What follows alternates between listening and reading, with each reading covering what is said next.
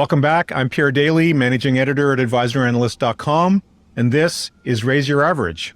Co-hosting with me is my castmate, Mike Philbrick, Chief Executive Officer at Resolve Asset Management Global. Mike, what's going on? Well, I'm hanging in there. These are exciting times. I think it's really interesting now too, because and really excited to have Paul on to talk about how investors can navigate these current times. I think something that I've been on the road and talking with advisors and allocators in what we do, and something that's coming up all over and over again is this different regime that's kicked in since December 31st, 2021, where we've had a very different character of inflation. And what I point to is this is inflation volatility. Inflation was transitory. Now it's not transitory, or maybe it is transitory again. And the challenge is when we have these adjustments in inflation expectations, and remember, it's all about the expectation, which then filters down to the adjustments in asset prices, we set new trends and we set new opportunities in the marketplace. And this dispersion allows for active managers and people who are going to be taking a look at the markets through a lens of whether it's got trend, whether it's got relative momentum. They're going to be able to add significant value if they do it correctly and thoughtfully, likely add significant value over sort of the index-weighted products that we've seen over the last decade. We're also going to see this dispersion spread across further and wider asset classes and individual stocks. So, you've got to have a lens to think about that through, whether it's at the top level of asset allocation. We dig down deeper into asset allocation into different areas of stocks and bonds and commodities and alternatives. And so, SIA Charts to me has a really good, thoughtful way to think through that.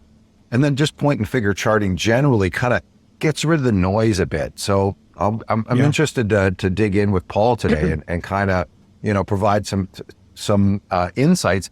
And I think now is a really important time, actually. You've got to, investors got to give their heads a shake, get out of this sort of 60-40, I don't need to do anything anymore. We're not in Kansas now. This is a kind of a different regime. It has different implications for asset prices, and it's going to create some opportunities for those who've got, framework to go through that change with and profit by. That's a great intro, Mike. The views and opinions expressed in this broadcast are those of the individual guests and do not necessarily reflect the official policy or position of advisor.analyst.com or of our guests. This broadcast is meant to be for informational purposes only. Nothing discussed in this broadcast is intended to be considered as advice.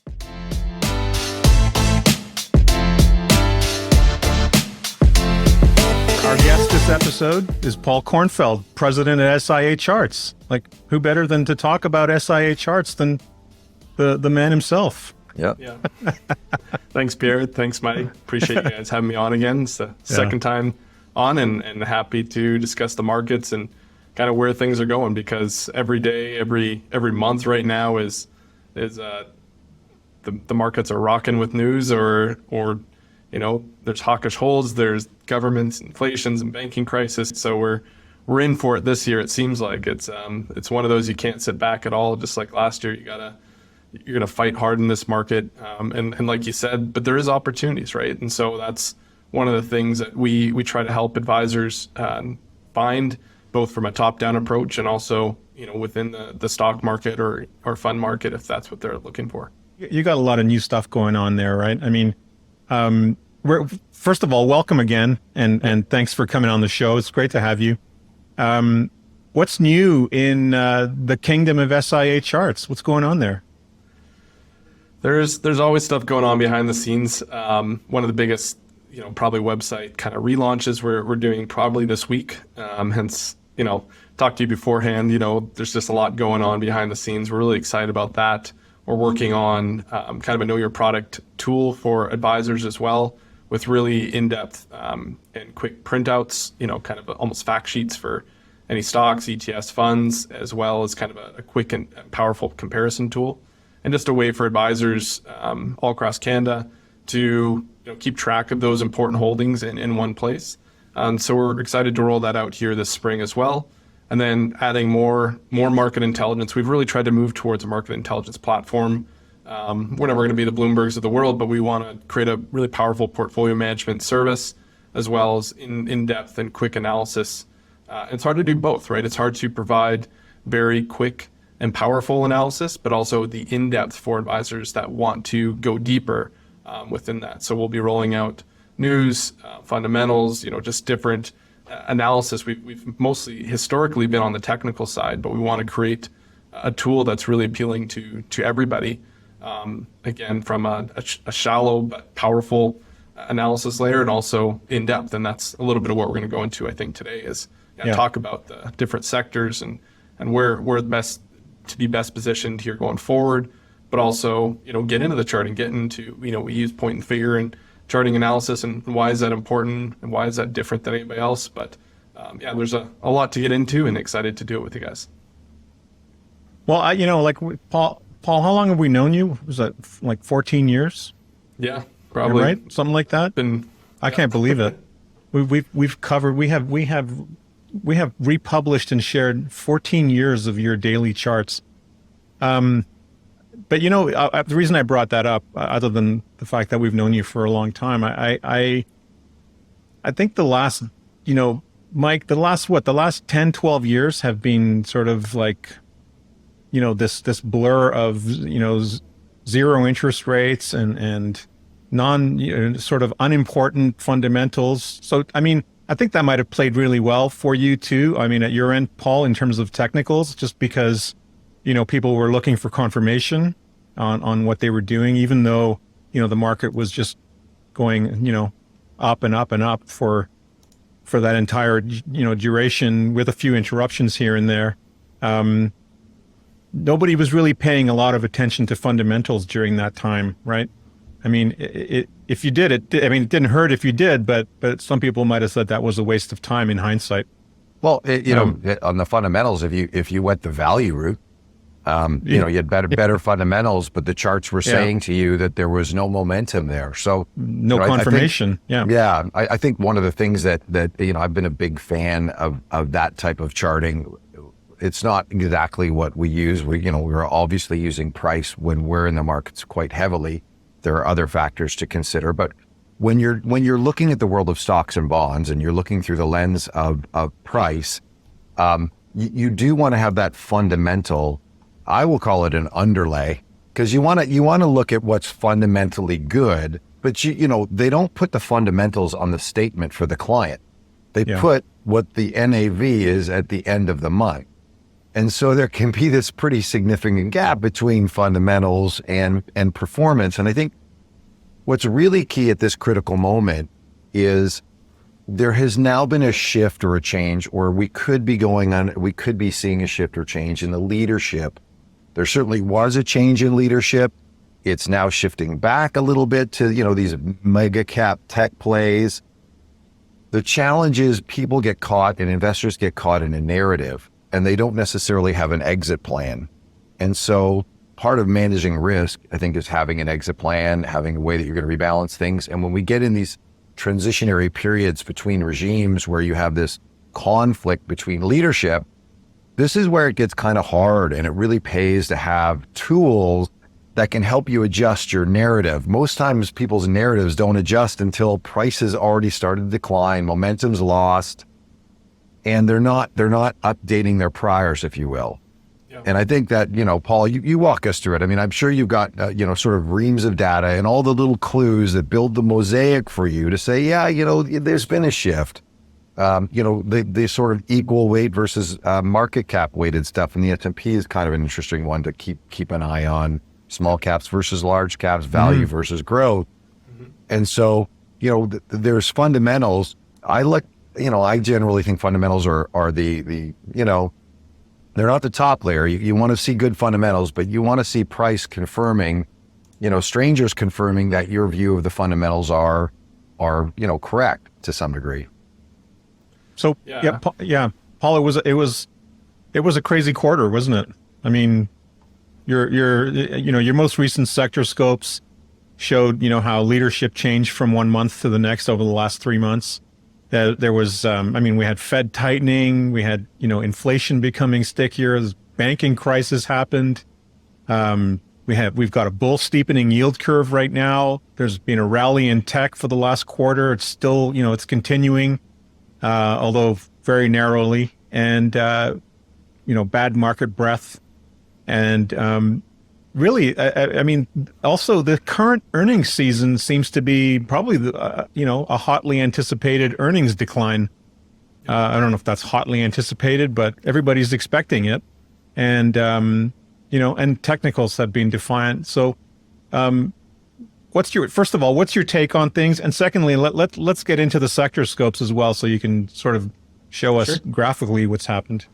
Yeah, absolutely. So we kind of come out with a quarterly outlook and recap, and we called it the Winter of Discontent for the world markets, right? You just basically listed everything that happened the first quarter of the year as Fed across the world start tightening or pausing, right? Like there's more expectations for inflation to come down, and with those, kind of cautious optimism going forward. But historically, the May, June kind of months of the year are usually not the most positive to start, right? Like it's, if you look at seasonality and things like that, you definitely want to be a little cautious. There is more expectations, like you said, on the earnings side of things, because you even see earnings beat, and the stocks aren't really delivering the outperformance that you would be hoping with that kind of result, right? They're kind of focusing on that negative news. And we are seeing more divergence within the sectors, right? So we'll get into that here as well and take a look at the sector scopes kind of visually for those watching and not just listening. We're going to probably do quite a bit of visual work on this podcast, just because we can kind of see it a little bit better than just talk about it at high level. So yeah, we kind of talk about it as the winter of discontent, and that kind of cautious optimism going forward. Also kind of, we're not as bullish on Canada right now. We're more on the international kind of US side of things, especially in the international side. And that's been our top asset class since I think November.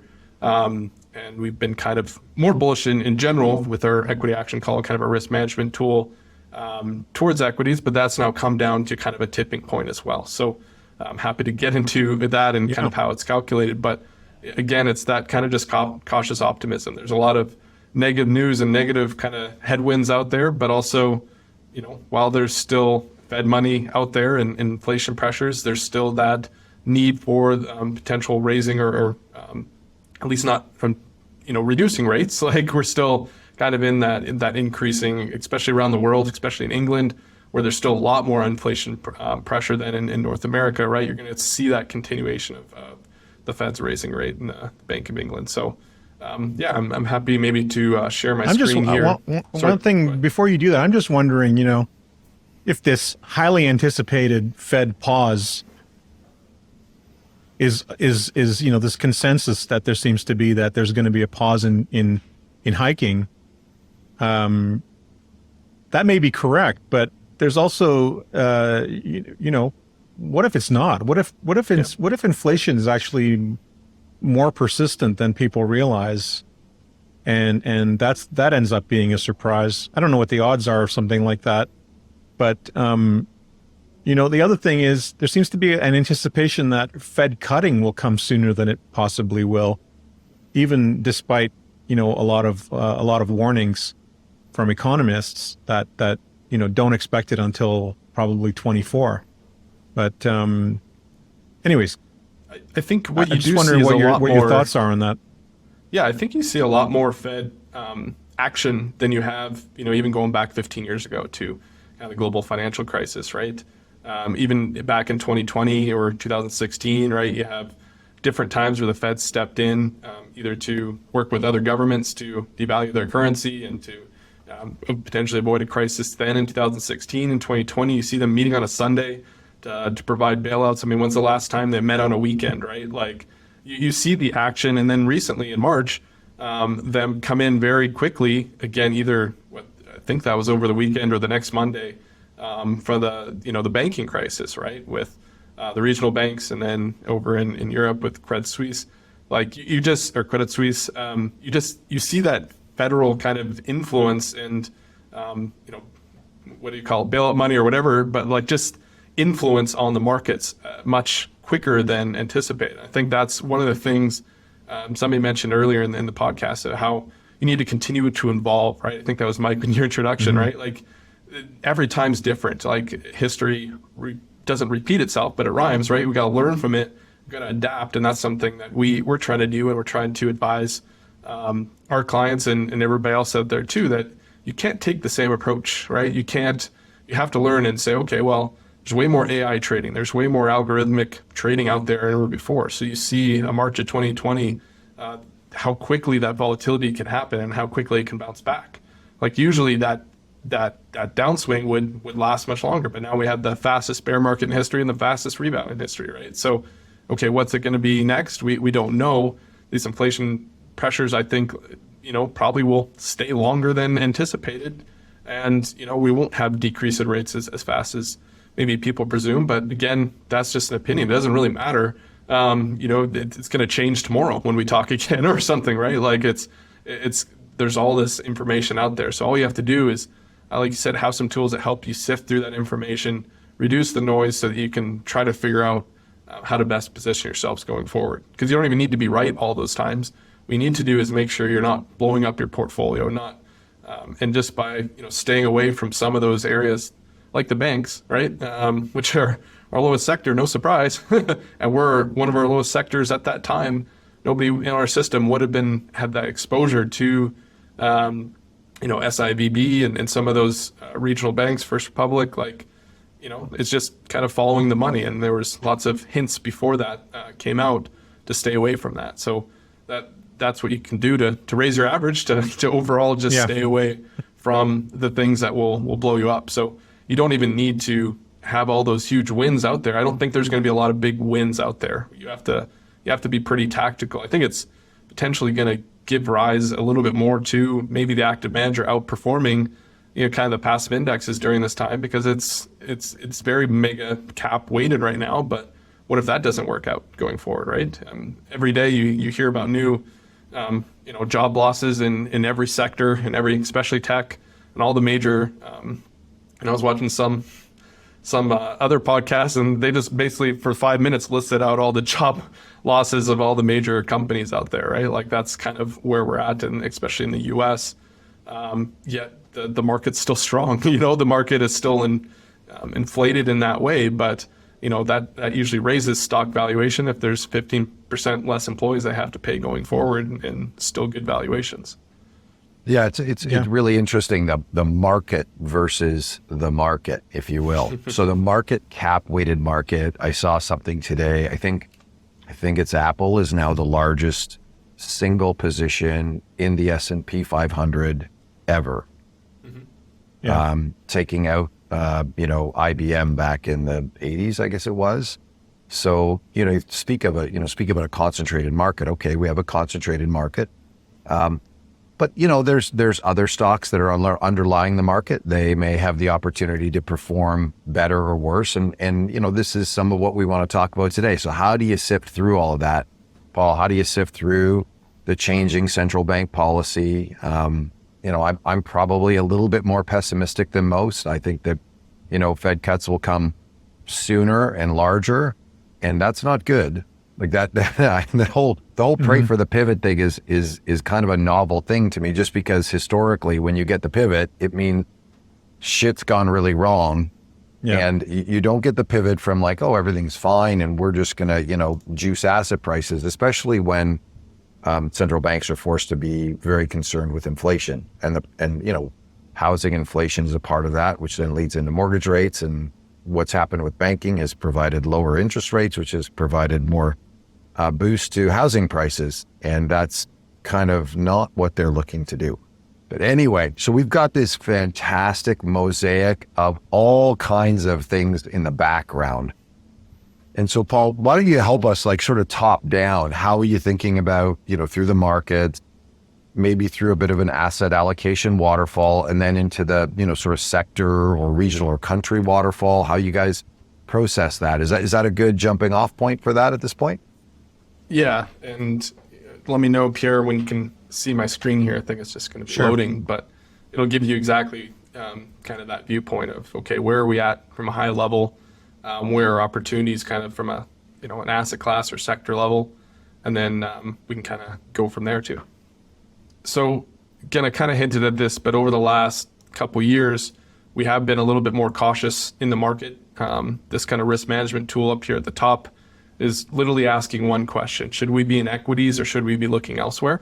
And so, kind of for all of 2021, we were looking at, staying in the markets with commodities and different areas being where we were looking at. Then starting kind of 2022, we got a lot more cautious, and helping advisors reduce their overall risk. It wasn't a great year in the markets. It's the worst 60-40 year, whatever, since the 1930s or something. It was, an area where we were staying away from fixed income. Literally, I talked kind of about that, of even a value add just from a top-down asset class point. So if you can see on the screen, if not, I'll just kind of verbally talk about it. Yeah, but we can see it. All through 2022, fixed income was either our 6th or 7th ranked asset class through the whole time period.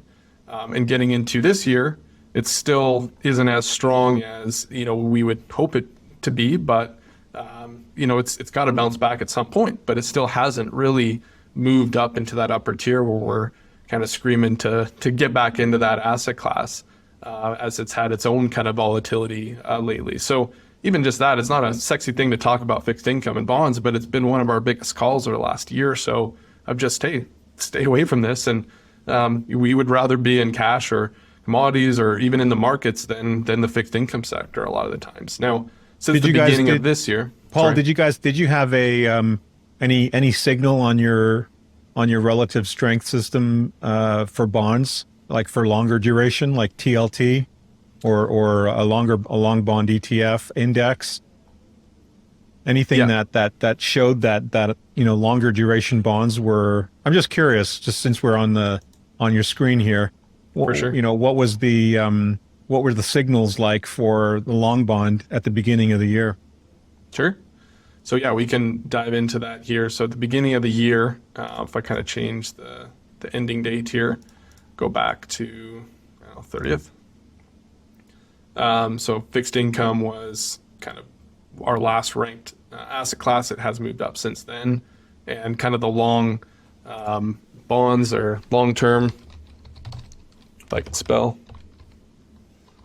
would have been, one of our lowest ranked asset class. Now that has moved up over time, but again, that was kind of where we were staying away from, is all of 2022, just staying away from the fixed income side of things. So I guess that was November that I went to.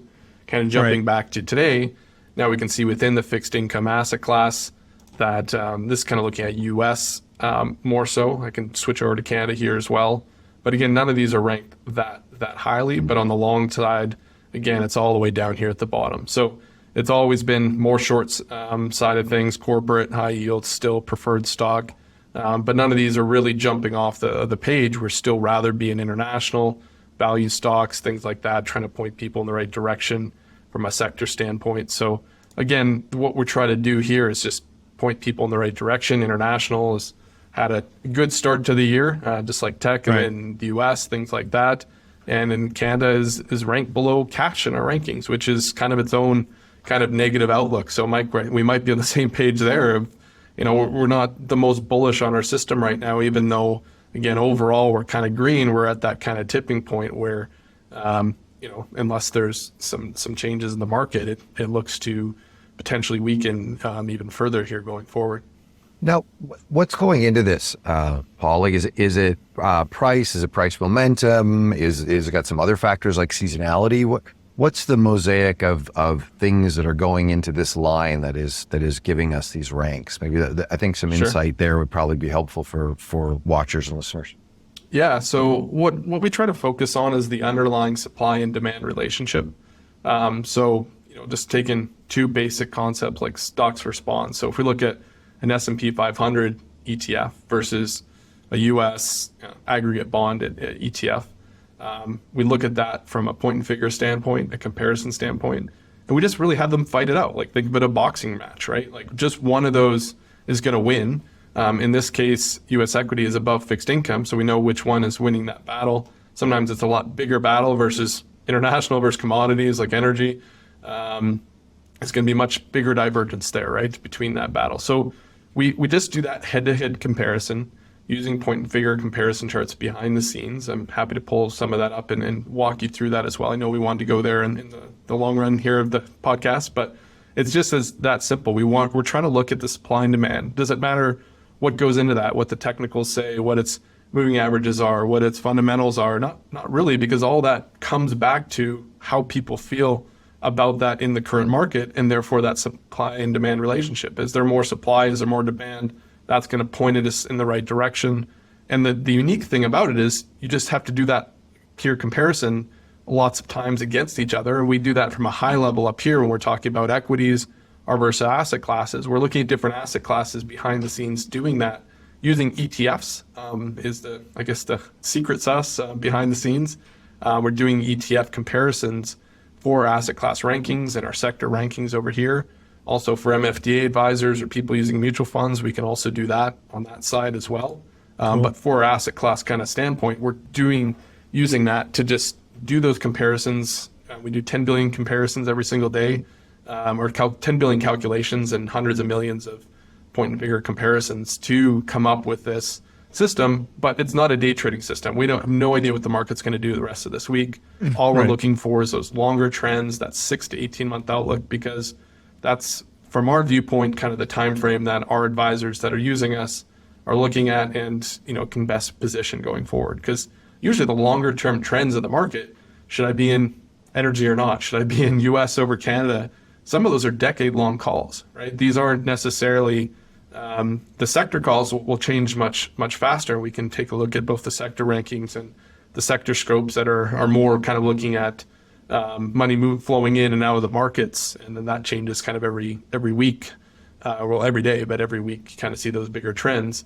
But this kind of top-down approach is just to get us pointing in the right direction. So when I'm working with an advisor, I'm saying, well, let's look at an international strategy first before we really dive into Canada, because over the last this is kind of since the equity action call went green in November of 2022, the international markets are up about 10%, and Canada's barely above 1.6, and the US is slightly above it. So you can see our asset class rankings. International was the top one, US and then Canada in that order, and that's exactly kind of how it's played out. Not always how we want to see it, but international, just on the short term over the last 6 months, has been the right call and continues to be kind of how it's best positioned right now going forward. So that's kind of the more macro calls we're looking at. It's just a simple kind of comparison chart like this, but how we do it is hundreds of thousands and millions of comparisons behind the scenes to hopefully simplify where you should be spending your time, because it's all about that efficiency. That's really interesting. Yeah. I mean, you might not, as an advisor or an investor, you might not be paying it. I mean,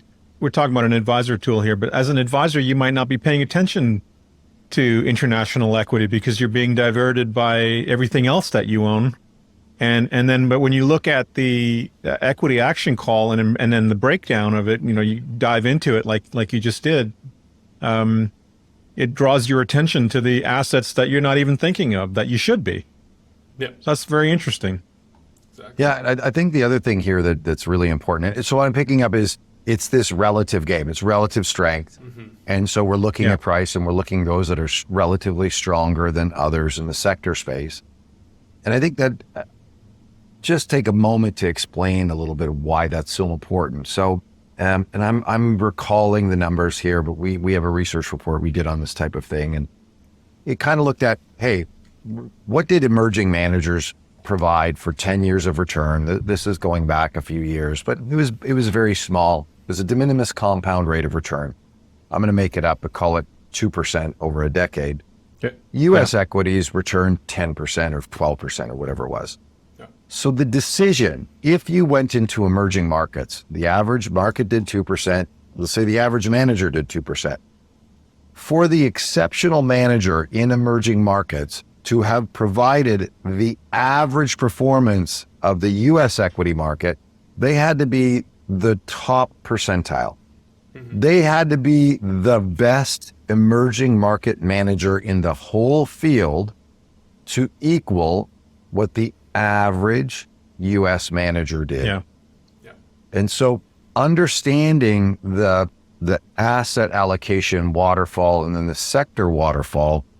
And then, figuring out as an advisor how much you can tilt a portfolio to take advantage of those tactical weights versus, your strategic weight and your dynamic weightings is something that, you're thinking about the tracking error potentially of the client and how will they be able to stick with the program. So this is where it becomes very important for the advisor to have that firsthand knowledge, advisor of allocator, the firsthand knowledge of the end client or asset user or owner.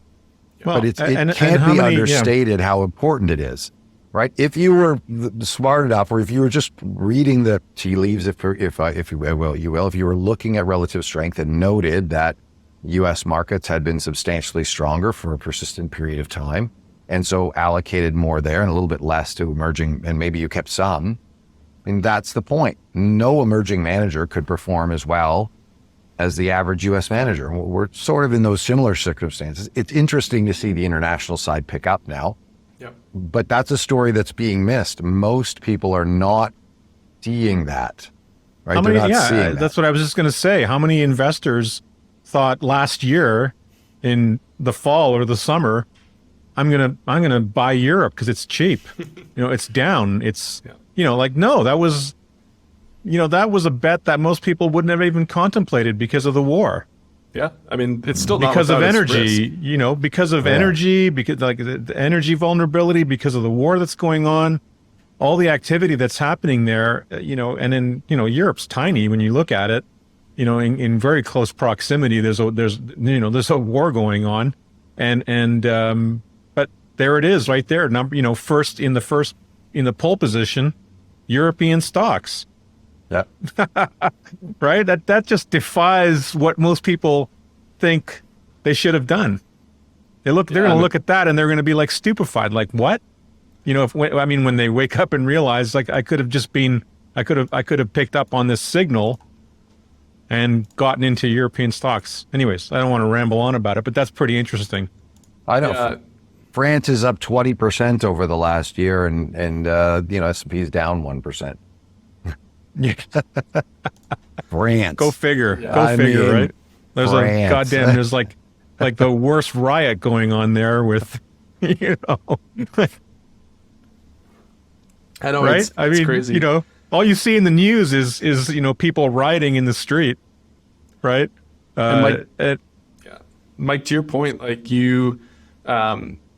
over 2000 and 2010, if you're in Canadian equity over the U.S., that was the right call, and the top 10%, the bottom 10% of Canadian mutual fund managers outperform the top 10% of U.S. fund managers by a wide margin. I think it's a 5% delta, even between the worst and the best. And then it flipped over the last decade from kind of 2010, more maybe 2012 onwards. For the next decade, it was flip-flopped. You would rather be in the U.S. versus Canada, and again, there's that delta in between. So maybe going forward, we have international for the next decade. Again, not making any predictions, but there is always opportunities out there, and we launched this new tool called the ETF Country Heat Map to kind of visually see this, right? That's cool. Who thought that Turkey would be the best place to be over the last year? Well, our system hopefully points you in that right direction, or some other areas like France, which you wouldn't necessarily look into. And Russia was the big minus 80% on here until it got basically delisted, places to stay away from, right, within the system. So it's pretty interesting, and kind of see it over different time frames and things like that on the system really try to, again, point you in the right direction. So again, we just looked at Europe developed as that top kind of sector in the top asset class. And now you're visually kind of seeing it. It's been more in Europe than China and other places that we would have hoped kind of really provide that bounce back in the market. So just some different visual tools. And this SI rank score is not based on the performance, but based on taking this, France as a country and comparing against all the other countries and all the other areas that you could be in, and a higher score is better for us. So this kind of says that any of these names up here are where you want to be. And even with Switzerland's Credit Suisse banking crisis and all that, it's still actually performed much better than you would think over that time frame. And again, it kind of is contrary to what you're hearing in the news and other things. So we try to provide that unbiased approach and just information to help people point them in the right direction. Now, this is the Overton window, right? The Overton window of belief of you've gotten in the habit of North American markets doing very well over the last decade. And that is not the case. It certainly hasn't been over the last 12 months. But if you were to ask somebody where the performance is, they would probably point to, by habit, to what they've owned, what they know, like, and trust so well. And this is about updating your priors, having some way to understand things have changed. And when nobody else is talking about it, it often means that there's a lot of money that has to proceed in that direction. And I think that I mentioned this, you're looking for the confirmation of strangers, if you will. We are seeing some initial movers. You don't get to a 20% return over the last year in France by money not flowing to France. Money is flowing to France. The supply and dynamics are such that the money is flowing so that the prices are going up. And that's happening more than in the US. Yeah. So they're not talking about it on CNBC. Well, precisely. And they won't. When they do start to talk about it, now you're kind of in the middle of the trend. And when they're talking about it every day, you might be at the end of the trend, but I'm not, all of those things now become the nuance of it, where you have to have a little bit more expertise and a little bit more insights to handle the edge cases where it's been going up for a long time or it's been going down for a long time. This is kind of like having a totally, like you called it strangers, Mike. I like that. But this is like having a totally unbiased friend who's incredibly well informed tell you without any emotionality, systematically, look over here, look over there. These other places are signaling something that you're not paying attention to. And at the terms, it's hard, right? Because you've got something that's, coming from low and getting up high. You've got something from high that's rolling over. And there's a bit of mishmash in there. So, this is where you're trying to ascertain what's the group of fish. I'm trying to get a school of fish. I'm not trying to find a fish. But, I can see the schools of fish here that might be swimming together for whatever reason, macroeconomic or otherwise. Yeah. But again, you can come back to, well, I have a tracking error to address. My client wants X amount in Canada for some reason, or feels, drawdowns like his friends do because he's in the Canadian equity market, this whole home country bias or whatever you want to talk about from the behavioral side. But at least now you have some tools to point to some facts that give you some confidence in, expanding the canvas that you might be dealing with and helping the client sort of get their heads around that too. Because, you say, oh, I want to sell the S&P 500, which has all these beautiful tech companies in it. And I want to buy the French CAC index. And people will be like, what? CAC sounds exactly like I think something I don't want to do. And it's not to say you can't still make money being in the US, right? It's still up on the year. It's still, you said, if you're overweight tech or things like that, like you can still, find strength within there. But the big picture is always important. I think sometimes, like you said, people get too focused in on just their area, or especially within Canada, right? There's so much more out there as we become more of a global economy every single day. We're more connected. Like this computer that we're talking on is probably built in over 40 different countries, all the components and things, right? So we saw the supply chain disruption. We saw when things can go wrong, but also there's so many things that are affected now globally. And there's still a war going on right beside some of the top performers in Europe. And that's still, there's macro things and OPEC and all this other stuff still going on. It doesn't mean that we ignore them, but it doesn't mean we don't follow the money, right? The money flows here that we're tracking provide opportunities and provide things or countries that have been beaten down or undervalued in some ways, or that are bouncing back in different ways, or not dealing with inflation the same way. Like Japan is not dealing with inflation like we are in North America or Europe, right? So some of these numbers are shocking to me, but doesn't mean that we can't, again, put that aside and try to make the best decisions we can to overall kind of have a better portfolio. So they don't really shock me at all, but doing this for a long time, this is what happens, and you see it often. The other thing that I think, and you mentioned this earlier, Paul, and I don't think it can be understated, chasing the top of the pyramid, as Paul showed, is one way to add some extra value to the portfolio. But the greater way is avoiding what's on the bottom.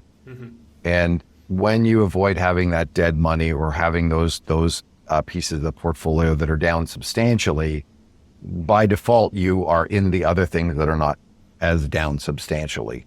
And that is probably as big a value add, especially in the space that we're talking about with advisors and allocators and at the speed with which they will make transactions and adjustments. That is probably the larger add, is just staying out of trouble. Absolutely. And small decisions can make a big impact, right? If you have normally a 10% weighting international equity, we're not saying to move that up to 90 and get rid of Canada and the US. It might mean an extra 5%, an extra 10% to stand out and to hopefully reduce your overall risk. And that just might mean, okay, let's add, instead of buying France, go buy a developed ETF that gives you Europe exposure, right? Or again, maybe staying away from China, or again, maybe there's a good bounce back opportunity there. So keep an eye on it, do some more research. We can point you in the right direction, but we can do the same thing on the sectors. And that's kind of what I have up here as well. And Pierre, something that you wanted to take a look at. And, what this chart is doing is looking at kind of overbought levels over here on the far right-hand side of sectors that probably over the next kind of, 3 weeks, 4 weeks kind of are probably, again, in the overbought territory. So that means that more likely it's going to come down to the middle at some point. And then if something is all the way down here, it's oversold. Again, it has really no relation to one company per se, like an Apple. Right. Like it's just kind of giving you an overall kind of scope of, okay, how do we feel about real estate? Well, it's right in the middle. We don't really have an opinion besides, obviously the interest rates are going to affect that, and a sector like utilities quite a bit. So to see that big divergence, utilities maybe has a further way to fall in the short term than real estate does, right? So it just can help you visually see what's going on. And what we do is we also color code them. So in the green, these are our highest relative strength ranked sectors. And then in the red are the ones that are the lowest ranked. And again, doesn't mean that there's not good opportunities within here, but visually what we're trying to display here is kind of just the money flowing in and out of the markets. And we take kind of a unique approach on it as well. We're looking at a North American view, and we're looking at the 50 most liquid names in each sector. So it's not encompassing the whole media sector. It's not encompassing the whole banking sector. It is more large cap kind of names, but it's also trying to just give you what most people would actually be buying and selling, and eliminate some of the noise of the smaller cap or micro cap markets, especially in Canada, that you probably wouldn't be into anyways, and just kind of looks at the overall picture. And so the interesting thing is, if we go back a couple months ago, the green, yellow, red, that matches up along with your equity action call. No, it would match up with our sector relative strength reports. Okay. All right. So I'll show that in the next slide. Can I just, before you jump away, I just want to go back to that and see if I understand this correctly. So this is the shorter term sort of overbought, oversold. So what we'd want to do is probably be selling utilities because they're an overbought, poor sector. If we had an overweight in them or we were looking to reduce them, is that kind of, and then maybe we would say, oh, we want to put that into the wholesale type of thing, or we'd be looking for names in wholesale because that's got a better relative strength score, it's got a better trend, and thus we would want to move to that. But you don't want to just sell when it's low and buy something. So this is giving you a little bit of more of that nuance where you say, oh, I've got utilities, I'm not loving them. They've had a run. I've been meaning to move a little bit more, increase my wholesale exposure. And so I'd buy the green bar on the left and sell the red bar on the right. Am I picking up that relatively okay? Yeah. So I actually don't find that this provides a lot of value per se. So I don't want to recommend this from a short-term standpoint of buying and selling because there's so many other factors. But what it does display is, are you buying, if you want to get into, like you said, a utility company right now, it's probably the wrong time to enter into that position. You might want to wait till that sector pulls back from a better entry standpoint. I guess what I'm saying is if I wanted to reduce my utilities. Yes. right? This is looks Yeah. like, because and I'd want to reduce it because it's that red box. It's not giving me the, so I know I'm kind of in the wrong area and I'm looking for a time to lighten up. So I might lighten up there. And then when I'm looking to replace it, I'm probably looking for the stuff that's stronger, but on the oversold side a little bit. Like Exactly. not a trading call, more of a portfolio weighting call. Like I want to weight a little bit more here and a little bit less there. And then timing. Like a tactical call. Yeah. So this is our 6 to 18 month outlook for the sectors. This is how we feel overall about utilities. And this ranking here versus other places I could be is my outlook and how I feel about it. The kind of, again, that BPI level of where the bullish percent index that we were looking at is how I feel about utilities, again, on that, like you said, on that kind of entry or exit point. Is it overbought or oversold? That's what we're showing here. So kind of these two reports have to almost be viewed at the same time, because what we're saying is, okay, it's up on the short term, 5%. It probably will even out back to the middle as we move on. So, don't be getting into the hype of this. It's, again, just normal market movement. It's, again, different time periods. It's oversold, overbought. I mean, you go back to, again, 2020, it's everything's one way or the other, right? So sometimes you can see divergences and opportunities. This is how I try to simplify it for advisors as much as possible. We don't even get into that, but it can still be helpful just as kind of like where we at with the market. What's that kind of things? Because then trends do what over the long haul? They even out usually, right? They're not gonna, if there is that kind of arbitrage or that opportunity for the long haul and something as unsexy as utilities, it's people are going to find it in this market and see that opportunity. So that's all it's really saying is kind of where are opportunities going forward. And this visually just shows us. And again, if you go back at different time periods, it can kind of sway one way of the direction or the other pretty quickly to see when those opportunities are. So here's, again, early February, after the market had a great January to start off with. And guess what happened with all the tech stocks, right? They just kind of came back to life a little bit and had a little bit of a sell-off into February, March. That's almost expected if you saw what happened in January, right? So that's all it's really trying to say. And it brought along the other sectors with them. And then you see banking here. If we went into March, probably all the way on the left after the selling off. Okay, here you go, right down here. Doesn't mean that that's the time to buy. There was still a lot of bad things going on. So it's not a great indicator necessarily or a predictor. It's just trying to show you the flow of the markets. So just, for people listening today or watching, all we're trying to say is it's kind of normal. It's maybe skewed to the right a little bit if we go back to today. But there could be some concern in financials, insurance, utilities, healthcare. Conglomerates are kind of in the oversold area on a very short term, and probably should expect those kind of just come back to the middle. But you could use it as a confirmation tool, right? Like if you're about to allocate money, absolutely, allocate investment, then you could go and look at the indications of red and then use that as a hold off signal. Yep, exactly. So just trying to pass on information and set expectations, right? Like if you get into it and you're not going to do anything with it for the next 3 years, it has no weighting at all. This report and comparisons probably matter a lot more, but from a short-term entry standpoint, you're absolutely right, Pierre. That's just trying what we're passed on is kind of an overall breadth of where the market's at. But do you actively discourage advisors from using this as a reweighting or reallocation or tactical decision-making tool? Like, what if somebody, if somebody comes in and looks at the all the green positions 1 through 8, do you just go there or? Yeah, absolutely. So we do encourage them to use this tactically because there's. I'm asking you this because it sounded like you said no when Mike was asking you earlier, but I. Well, that was in regards to this. I don't put a lot of weighting into it from an actual. It changes a lot, right? This doesn't add a lot of value. It's more of just an information tool of kind of overbought, oversold levels for the market. Now, these reports add a lot of value because these are where the relative strength comparisons are coming in. These are where all of that analysis is coming in. And, I'm going to provide a negative example here, but here's banking. and how we've hopefully stayed away from it over the long haul. So if I pull it up, I can see kind of when this appears. I am on a testing site, so it's a little bit slower than reality. I apologize. So here's the sector in the basically March 13th, or if you want to go back further, it was already ranked 29 out of 30, right?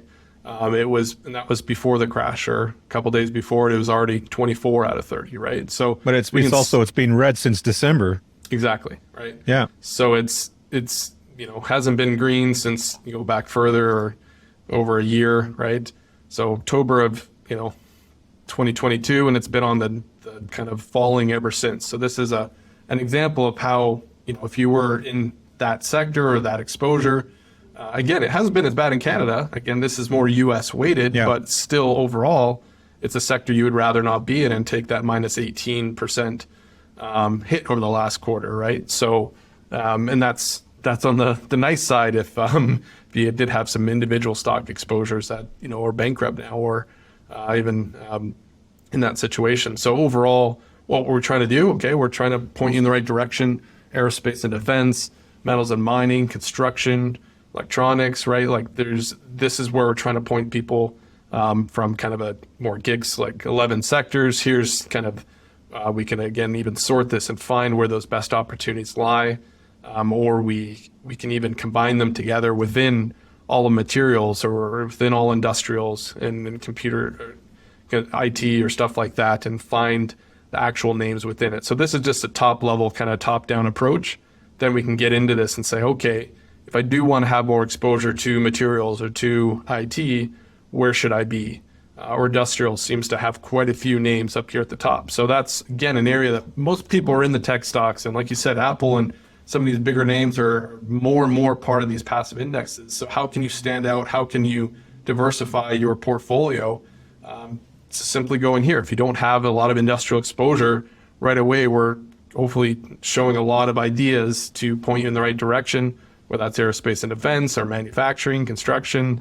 Again, it try to save you time from finding actual insight of where you want to be, and then also sectors that you probably don't want to be in at all going forward. So just very quick, hopefully powerful insights for advisors to dive down into a top-down approach of where should I be in the market? Okay, international. Well, we'll take a look at that next. We'll take a look at an international strategy.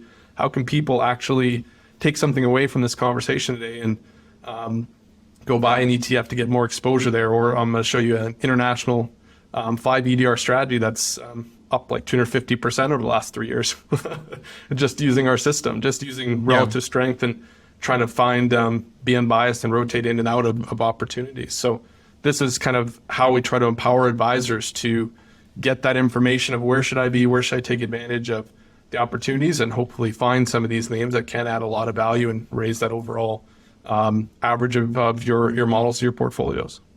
Well, it takes away all that guesswork, right? I mean, it's not, it takes away a huge amount of, it's a huge time saver, first of all, because it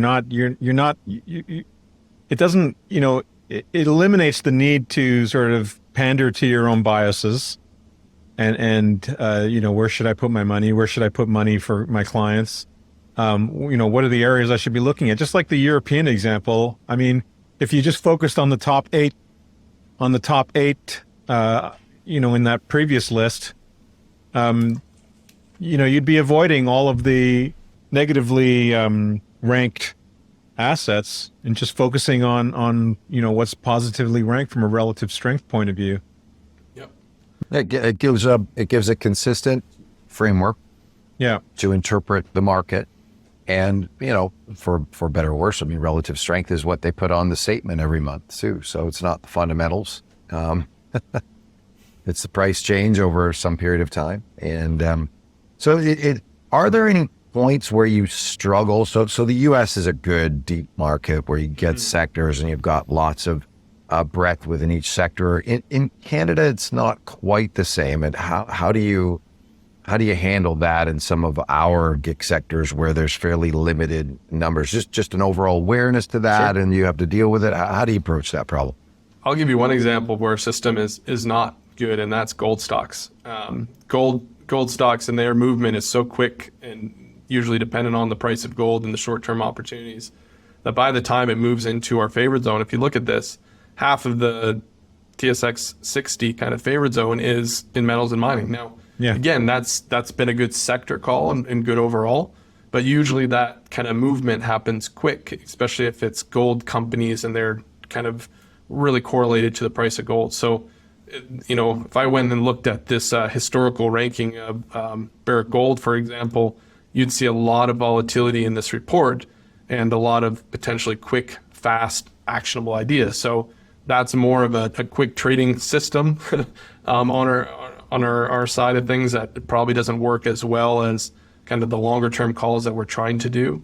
And if I look at this historical chart, you can kind of see what I mean. So here's a good example when it worked out in 2015, bought it at $10.44, and it rides up to $28 and leaves kind of 27.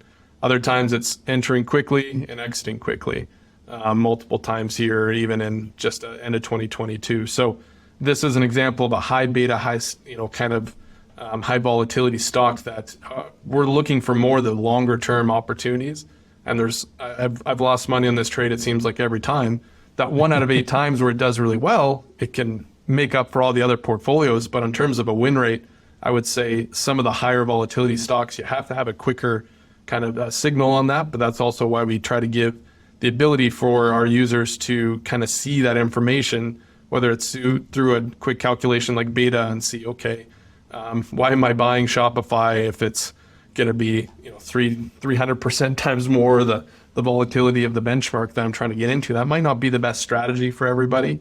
And that's one example just kind of off the top of my head. And there's lots of other examples that it does very, very well getting into a tech resources and holding that for a long period of time.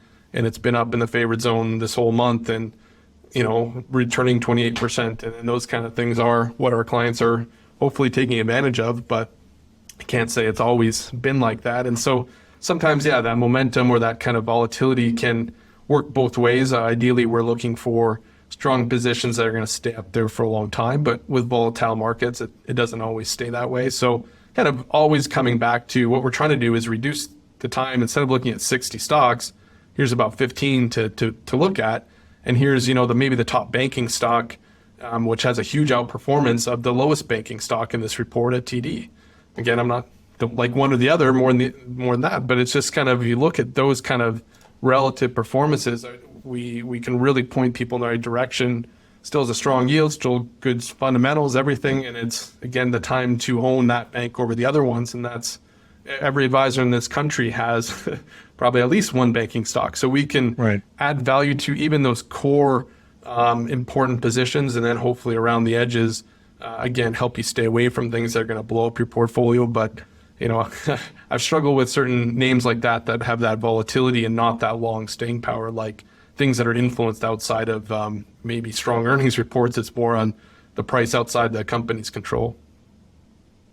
I just look at what you've just gone over with us today, and I just think, why wouldn't you make use of something like this, since it's it's one of your core unique propositions is your ability to manage a portfolio of holdings, especially when you have an increased odds of doing better than something that was subjectively put together.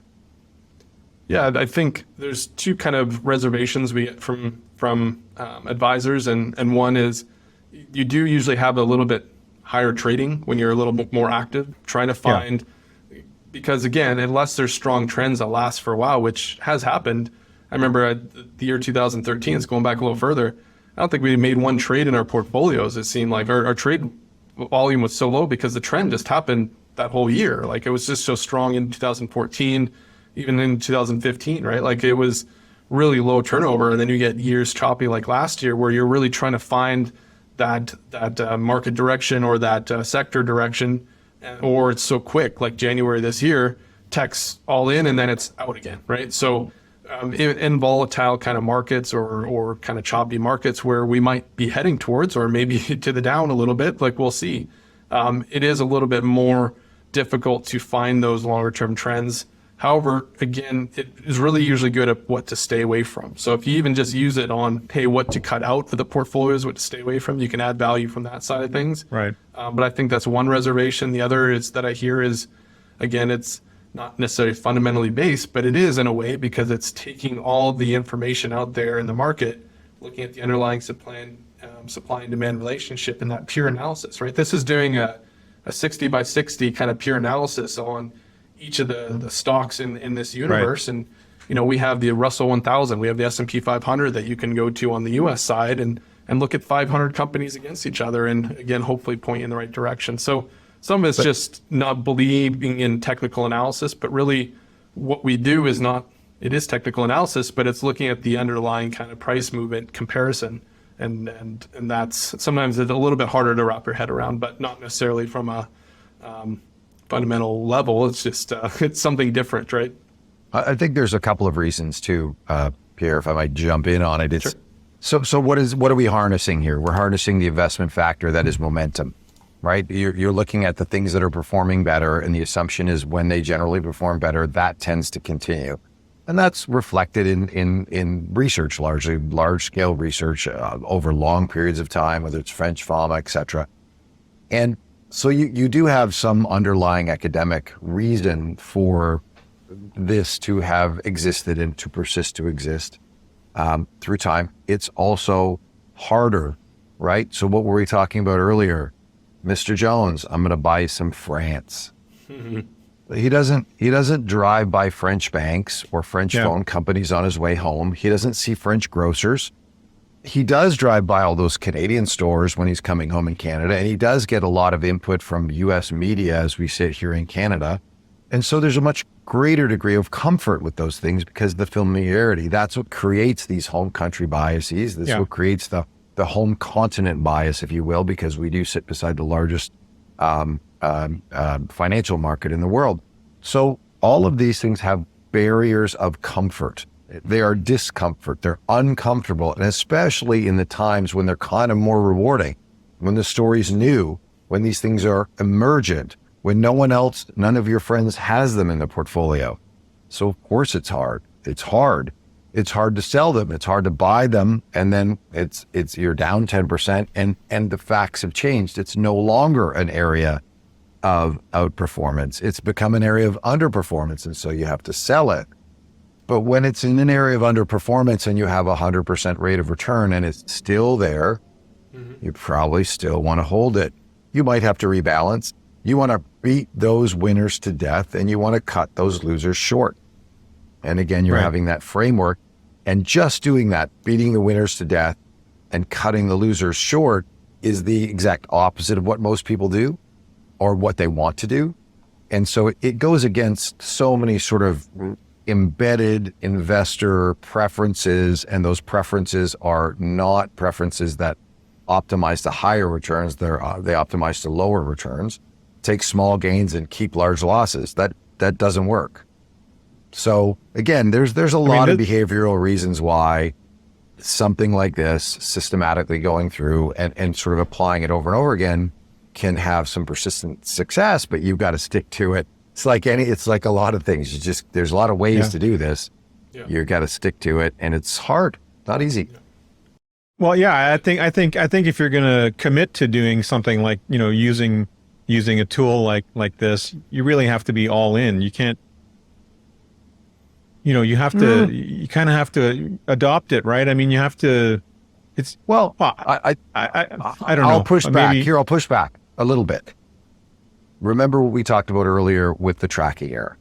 So the amount of medicine that the allocator or the individual client can tolerate, right? The amount of extra performance in these odd things that helps provide a little boost or reduces risk is what you have to do. And that's going to vary by client. And you could have a big passive portfolio where 10% is doing this. Well, the fees are going to reflect that. So if someone's fee conscious, that's fine. What's the overall fee if you're adding some exposure to active management like this, right? So you've got to think about it holistically. You got to think about it from the client's perspective and how they're going to be able to adapt to it. So I agree that you could go wholeheartedly into this, But then you're really selecting a group of clients or individuals who are investors that are also wholeheartedly into this. If they're not, if they're always with their buddies comparing their bank stocks, they are going to fire you when you don't own any bank stocks, even though the bank stocks are down. So you don't, I mean, you don't, okay, so you don't have to use the tool this way. Like you have model portfolios too, right? You have different levels of use. And I mean, all of the information that's available in SIA charts is incredibly useful. Like, you know, if you want to drill down or confirm or look into relative strength of any individual position, but you can obviously also go and build a portfolio and have SIA direct the relative strength of the portfolio as well. Yeah, I mean, our goal or mission statement is to empower advisors to make better decisions for their clients and to hopefully save them time from research that they're spending elsewhere, right? Because, you know, I can look up any symbol you give me and within 10 seconds tell you how I feel about it versus all its peer groups and all its universes, an overall kind of long-term rank and short-term rank, right? That's how fast and easy it can be. And to your point, Pierre, we can also create hypothetical models that are up 122% in 2021 or 129% in 2020, right? Or up 20% this year on the international side, right? When international is strong, here's the kind of high trade. I know it's not for the faint of heart, like you're talking about. There is the fees of more trades, more tactically allocating towards that, but the payoff can be high for that kind of stuff. And this is not actually a model I suggest for people because it's so crazy, but it's the value of the system. But what's cool, Paul, is that you can cater to any kind of client. If you have a client who wants to have a portfolio of 10 or 15 stocks, you can do that. And you can give them the lowdown on any stock they're asking about. But you can also, I mean, I can see where there's so many ways to use the tool to, either go along with a client who wants to be a stock, an active stock picker, or even use the tool to dissuade somebody from being an active stock picker as well. Because, they could come to you and say, I want to buy some shares in these companies that I like. And then, turns out, 6 out of 10 names you shouldn't even be looking at right now. Yeah, right? So it's used in a lot of ways, and you don't even have to fully believe in the way that we do things or relative strength in general. All we're trying to do is, again, be that market intelligence software for them, portfolio management software as well that can create models, create portfolios, simplify their life with alerts and scanning and all the things that you can do. We were looking at the reports page. We run almost 600 reports every single day on every market out there, all the ETFs that are traded, all the mutual funds, all the stocks, and the ability to create your own custom based on your own research. So a lot of things that I try to do with advisors is not say, hey, our way is the only way to do it, because I don't even believe that. There's so many great investment systems and tools out there that if I were an advisor, I'd be using a fundamental screen and picking high quality stocks, right? And then overlay on top of it for kind of the timing more of, hey, this could be a great value stock, but others don't realize the value yet, right? So let's focus on these stocks right now, or something as simple for people that just want to plug and play, like, hey, what are the top 5 names in the TSX 60 diversified by sector? There you go. Here's kind of an alpha overlay tactically on top of what they're already doing for their clients and probably already holding a bunch of the names they will for the next 10 years, right? But here's how you can add a little extra alpha on this side. Or again, I think the focus on today is the international side, which is we're working on a couple different international models that probably will be launched in the next couple weeks.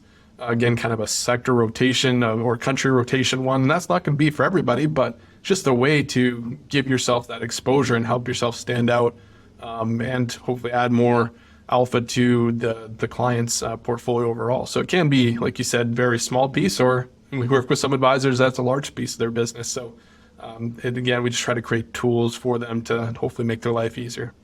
So I got a question for you, Paul. Like you've talked to thousands of advisors. What would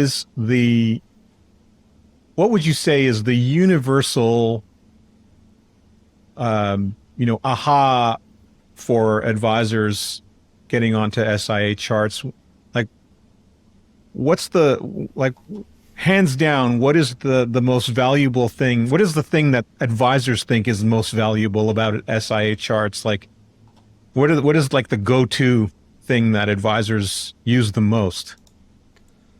Probably the models that I'm looking at. There's not another software out there that I know of. There's other softwares that do modeling, but to quickly and powerfully take a model like whatever they're doing for their clients and get the kind of analytics and analysis for it is definitely an area we put a lot of strength or a lot of time and focus on, because we want to make sure that people can tell their story, right? The most successful advisors that I know are really good at marketing and really good at telling their story, usually a differentiated story. And again, they could have a lot of strengths in different areas and a good team around them and all this, but we want to help them tell their story and their thing. So that's where this comes in, saying, okay, well, this is not an up-to-date model, but if this was it, we can quickly create a powerful report to track their history, their buys and sells, to help them tell their story, inputting their logos, all that kind of stuff, their templates in the system. And then the other aspect is just trying to simplify technical analysis. Relative strength, it's very complicated. We didn't even really get into it, but what we're trying to do is save people a lot of time on that research side, point them in the right direction, and really where we've added the most value is not always what to buy, but what to stay away from. That's where we started with on our conversation. That's our biggest value add from a risk management standpoint. You look at any advisor, or they talk to you at the end of their career, they'll probably say that one of their top 3 things they did the best for their clients is just their risk management, right? If somebody has $10 million and they just sold their business, they don't necessarily want to make another 10 million. Of course, everybody wants that. What they absolutely don't want is that 10 million to turn into 1 million or turn into 0, right? Risk management is so important. It's not talked about enough. And it's, I think, kind of a core competency that we try to provide for our clients so that you can still have this outperformance and this growth, but also what matters more to us is this, right? What is your value versus the risk you're taking on, right? Are you taking on more risk, and is it actually providing that value? Are you reducing your drawdowns? Are you increasing your total capture ratio, right? Like, that's the kind of analytics that we run on your individual set of trades and models that we can help promote and help kind of show to the client. So this is something that people love. And again, it's just a tool, or one of many tools out there, but we just have a passion for helping advisors and empowering them to make the best decisions they can to raise their average. And that's another thing, right? They can work with you as much or as little as they want. Yep. Absolutely. Yeah, we have different levels. We've created different versions of our system, with different plans, so that, there's not a one size fits all. We get it. There's advisors that are professional. They want everything, all those models that we talked about. Great. There you go. If you just want kind of the research heavy, I want all the reports, I want the stock rankings, I want the models, but don't need to tell your story, or you already have a solution for that, great. Or we've come out with kind of a lower tier, more aimed at kind of MFT advisors that just want ETF and mutual fund kind of rankings, or that kind of just top-down approach, still with this kind of still support and those kind of things. So yeah, we're trying to expand on what people are doing, and we're really excited about kind of what's to come at our company, and kind of, again, I know your product tool that will simplify the compliance nightmare, their headache at different firms too, we hope, with some powerful peer comparison reports. And didn't have time to get into that today, but that's an area that we're, again, just trying to improve the overall kind of experience that an advisor has. But again, we love working with advisors, and each one that I talk to has their own unique setup and their own values. And again, it's my delight of joining in with them and saying, okay, well, let's help tell your story and what you're good at, and or their own research, right? Their own company research, or their own research they've created, and working within their constraints of their confines. So that's, again, a rewarding experience on my end and my team. And then I'm working with the development staff of creating new tools and features all the time. That's a huge area and a fun experience for me too. Paul, thank you so much. That was, that's very enlightening. I think it's such a rich tool. it's not, I always find every time we talk about this, not only like, I mean, it was always a rich tool, but it's as you add features, it gets richer and richer. And I think it deserves the time. I think there's a lot here for advisors that's very, very useful. I think probably one of the underestimated parts of what you're doing is the support that you give to it. It's not just a piece of software, sign up for it and then figure it out yourself. It's very hands-on. There's onboarding, right? You guys spend a fair bit of time with advisors at the beginning and then consistently throughout, and as much support as they need until they're up and running. And then they can always turn back or lean back on you when they've got a question about how to make use of it. I think that's probably more valuable or as valuable as the tool itself.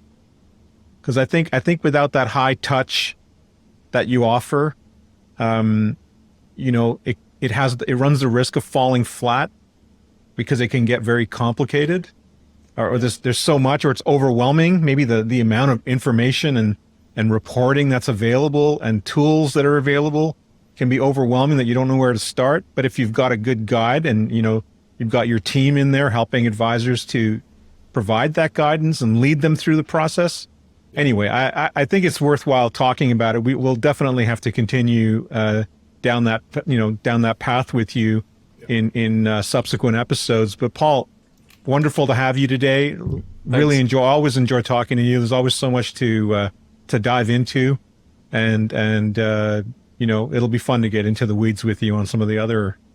It's always a pleasure. We've had a long relationship, and Mike, it's always good to chat as well. And we really do try to meet advisors where they are, like you said, and try to empower them. It's a really complicated thing to simplify technical analysis and simplify that. You have to have the in-depth capabilities, so we want to provide that.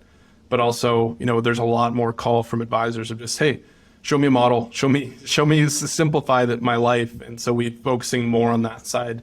I would say that's a bigger focus for us over the next 6 months to provide more kind of models and point them in the right direction. And again, our ultimate goal is to empower them to make better decisions. So you got to be able to simplify it and provide the in-depth, which is always a hard line to walk through.